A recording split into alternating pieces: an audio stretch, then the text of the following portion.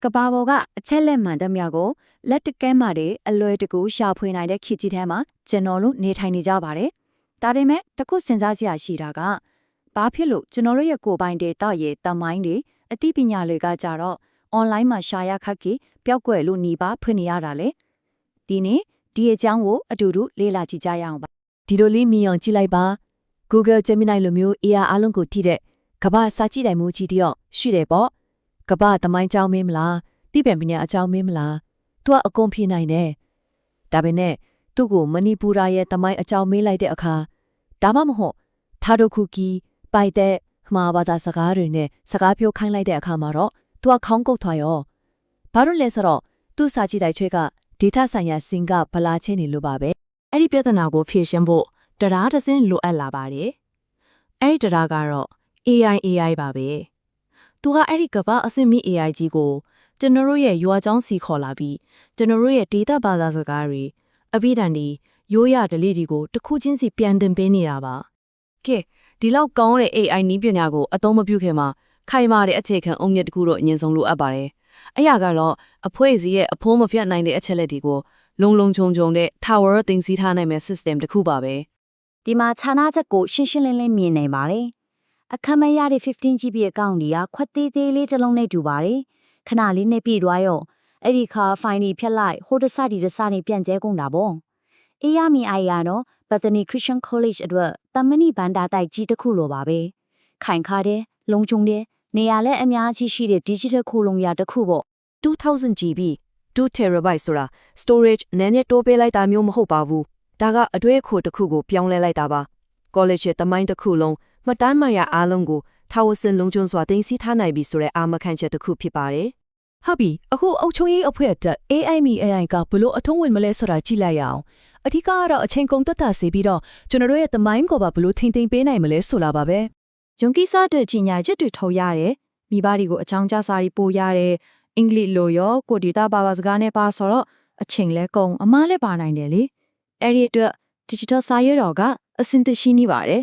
ဒီ slide မှာပြထားတဲ့အတိုင်းပဲအုပ်ချုပ်ရေးမှုကအတန်းနဲ့လွယ်လွယ်ကူကူလေးအမိန့်ပေးလိုက်ရုံပါပဲ professional ဆန်နဲ့ English မူချမ်းရောတိကျတဲ့ data ဘာသာပြန်ကိုပါချက်ချင်းရရှိနိုင်ပါတယ်ဒါကတကယ့်ကိုအလုပ်ချိန်နဲ့အများကြီးတက်တာစေတာပေါ့ကျွန်တော်တို့ရဲ့မှတ်တမ်းဟောင်းတဲ့စာရွက်စာတမ်းတွေကအချိန်ကြာလာနဲ့အမျှမင်းနေမှွိန်ရေဆိုးချောကိုက်ဒီလိုအန်တဲ့အများကြီးပဲအဲ့ဒါတွေကိုကဲတင်ဖို့အချိန်ဆက်လို့ခေါ်တဲ့ OCR နီးပညာရှိပါတယ်လောက်ရတာကလေအရန်ကိုရိုးရှင်းပါတယ်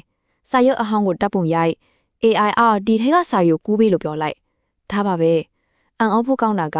AI စာလုံးပေါင်းအမားတွေကိုတောင်အလိုလျောက်ဖြင်ပြီးဆက်စွနဲ့လီနဲ့ချီတဲ့တမိုင်းကိုစက္ကန့်ပိုင်းအတွင်းရှာဖွေနိုင်အောင်လုပ်ပေးပါတယ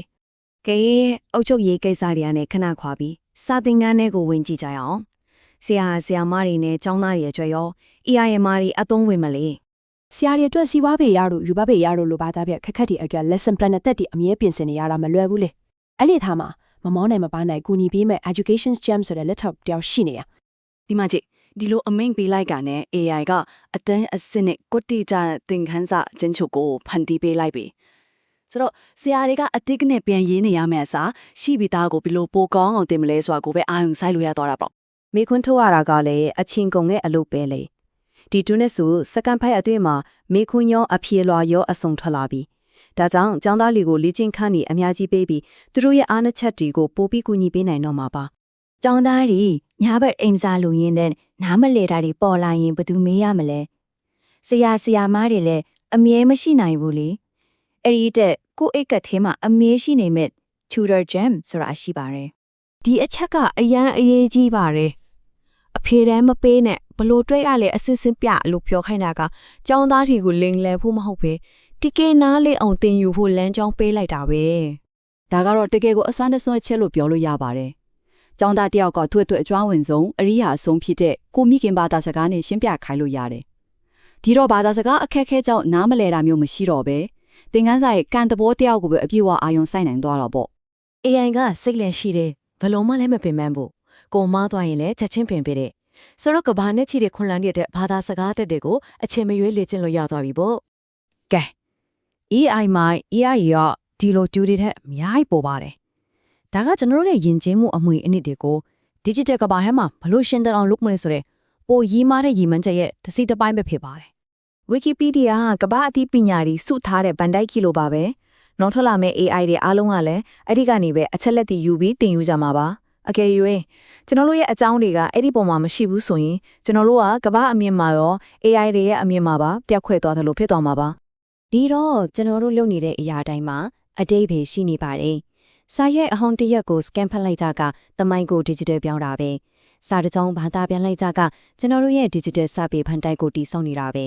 ဒီအစိမ့်တွေအလုံးကကျွန်တော်တို့ရဲ့ယဉ်ကျေးမှုကို Wikipedia ပေါ်မှာထာဝရနေရာတစ်ခုရရှိဖို့အတွက်ပါ ဟုတ်ပါတယ် scan ဖတ်လိုက်တဲ့အချက်အလက်တိုင်းဘာသာပြန်လိုက်တဲ့စကြောင်းတိုင်းဟာကျွန်တော်တို့ရဲ့ယဉ်ကျေးမှုအတွက် digital သင်ပေါ်ကြီးတစ်စင်းကိုအထူးထူးတည်ဆောက်နေကြတာပါနောက်မျိုးဆက်တွေအတွက်အမွေအနှစ်တွေကိုတည်ဆောင်သွားမဲ့သင်ပေါ်ကြီးပေါ့ အဖြူဖြူသူလက်ဆက်စာအုပ်ထဲမှာပါတယ်ဒီစာသားလေးကတကယ်ကိုအားသက်စရာပါပဲ EMAI ဟာပညာရေးခီးလမ်းမှာအိုင်ခစ်စီမဲ့လီပီလီတစ်ခုအဖြစ်ရှိနေမှာပါ ဒီတင်ဆက်မှုရဲ့အဆုံးသတ်မှာတော့ဒီမေခွန်းလေးကိုအားလုံးအတွက်စဉ်းစားစရာဖြစ်ချခဲ့ခြင်းပါတယ် digital တန်တားကြီးကတော့စောင့်လို့ပြီးသွားပါပြီအဲ့ဒီတန်တားပေါ်ကနေကျွန်တော်တို့ရဲ့ဘလို့အဖို့တက်တဲ့အမွေအနှစ်တွေကိုမျိုးဆက်တစ်တီစီဖက်တန်းတင်ဆောင်သွားကြမှာလေဒါကတော့ကျွန်တော်တို့အားလုံးမှာတာဝန်ရှိနေတဲ့မေခွန်းတစ်ခုပါပဲ